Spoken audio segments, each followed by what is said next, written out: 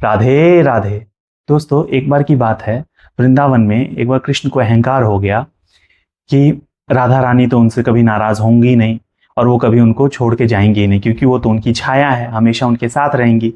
और उन्होंने उनसे बोल दिया कि राधे, तुम तो मेरी अन्य भक्तों की तरह तुम भी मेरी एक भक्त। माता को ये बात बहुत बुरी लगी और वो उनसे नाराज हो गई।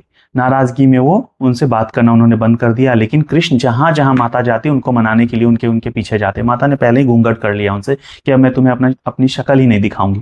तो कृष्ण उनके पीछे पीछे भागते, हर बार उनके पीछे पीछे, जहां जाए वहीं पीछे आ जाएं। सखियों के संग बैठी होती, बातें करती तो वहीं आ जाते पीछे कि तुम अभी तक मुझसे क्यों नाराज हो, अब तो मन जाओ। फिर वो पानी भरने जाती तालाब पे, वहां पहुंच जाते। कहीं पे भी उनको छोड़ नहीं रहे थे, मना रहे थे, लेकिन वो माता मानने के लिए तैयार नहीं थी। रात हो जाती है, फिर घर में उनको नींद ना आए, बेचैनी हो, राधे मुझको मैं कैसे मनाऊं, क्या करूं जो मुझसे मन जाए। फिर अगले दिन सुबह पहुंच गए उनके पास, बांसुरी लेके बांसुरी बजाने लगे। माता उनको उनकी सुनी नहीं रही है, वहां से फिर चली गई। फिर हार के वो जब पेड़ के नीचे बैठी थी तो फिर आए, राधे मैं तुम्हें नाच के दिखाऊं, मन जाओगी उसके बाद। तो फिर उन्होंने कोई जवाब नहीं दिया। फिर हार के बोलते, अब मुझे मैं क्या करूं जो तुम मुझसे मन जाओगी। तो क्या माता घूंघट करे हुए उन्होंने उनसे कहा कि अभी तुम ईश्वर रूप में हो कृष्ण, जिस वक्त तुम मेरे प्रेमी रूप में आ जाओगे उस वक्त मैं तुम्हें माफ कर दूंगी।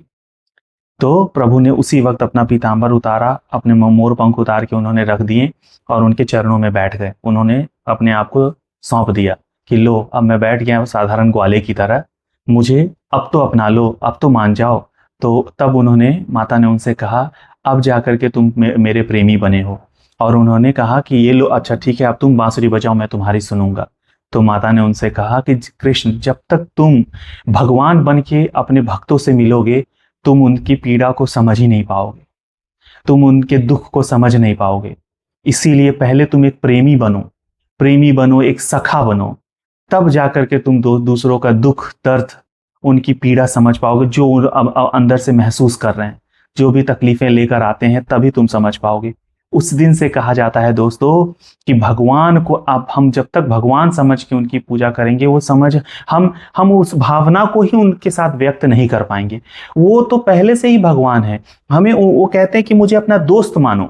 जैसे कि मैं आपको एक बात बताता हूँ।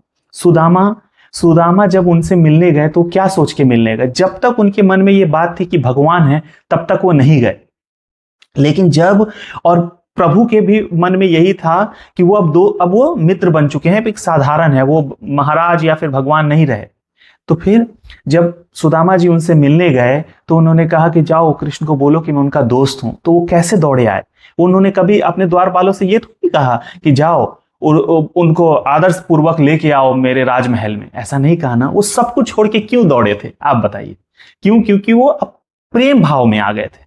उनको राधा रानी ने पहले ही उस भगवान अवतार से हटा करके बोला कि तुम एक प्रेमी हो, एक सखा रूप में आओ। तब जाकर के वो दौड़ के आए और अब सुदामा को गले लगाया, ले गए, पैर हाथ धुलाए, उनके साथ खाए, उनके साथ बैठे और दोस्त की तरह मदद करी। जो सुदामा के कष्ट थे सब दूर कर दिए। वही वो भाव हमें सिखाते हैं कि मेरे लिए कुछ मत लाओ, मेरे को कुछ मत दो, तुम बस ये सोचो। जैसे हमारा कोई दोस्त होता है, तुम क्या बोलते हैं, चलना वो खिला देगा, आज चलना वो पिला देगा, उससे मैं पैसे ले लूंगा, कोई बात नहीं। आपके पॉकेट में पैसे नहीं भी है ना, आपका दोस्त अगर बैठा है मोटरसाइकिल पे, तो क्या कहते हो, मेरा दोस्त संभाल लेगा। वो रहता है ना आपके अंदर भीतर से कि हाँ वो है ना, हो जाएगा सब कुछ।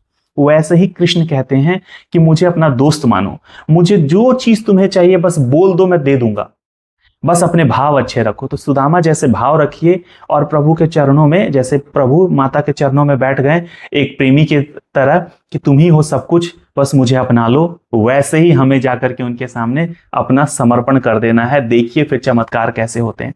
जब तक हम ये भाव रखेंगे कि वो हैं, सर्वेश्वर हैं, ईश्वर हैं, ये है, ठीक है, वो हमारे तो हैं ही, लेकिन हमें उनको अपना सखा मानना है, हमें उनका प्रेमी बनना है कि हम उनके प्रेमी हैं। जब तक आप प्रेमी और सखा बन के नहीं जाएंगे तो हमारे मन में ऐसे ही ख्याल आते रहेंगे। वो सुनेंगे क्या, वो सुनते हैं क्या, वो हम कहीं मुझसे कोई पूजा में त्रुटि तो नहीं हो गई, क्या मुझसे मंत्र पढ़ने में त्रुटि तो नहीं हो गई। कैसे हमारा दोस्त हमें कोई व्यवहार कुछ गलत भी बोल दे तो शाम को मन जाता है, वैसे ही हमारे प्रभु हैं, वो मने हुए हैं, हर वक्त हमसे मने हुए हैं। तो बस कृष्ण को, भगवान से कृष्ण किसने बनाया, सखा किसने बनाया, तो हमारी राधा रानी ने। इसीलिए वो महान है, वो सबसे सर्वोत्तम इसीलिए है, सर्वोच्च उनको पद इसीलिए मिला हुआ है। प्रभु भी उनके आगे सर इसलिए झुकाते हैं, उनके चरणों में इसलिए बैठे रहते हैं कि उन्होंने ही उनको ज्ञान दिया था। तो बस इस कहानी से का माध्यम यही था कि मैं आप लोगों को ये बात पहुंचा सकूं। अगर आपको ये कहानी अच्छी लगती है, आपके दिलों को छूती है, तो प्लीज़ हर दोस्तों से आप इसको शेयर कीजिएगा, कमेंट कीजिएगा और चैनल को सब्सक्राइब ज़रूर से ज़रूर कीजिएगा। दोस्तों, आपको वीडियो अच्छी लग रही है लेकिन आप चैनल को सब्सक्राइब नहीं करते हैं। मोटिवेशन मिलती है दोस्तों, अच्छा लगता है कि जब कोई सब्सक्राइब करता है तो। राधे राधे।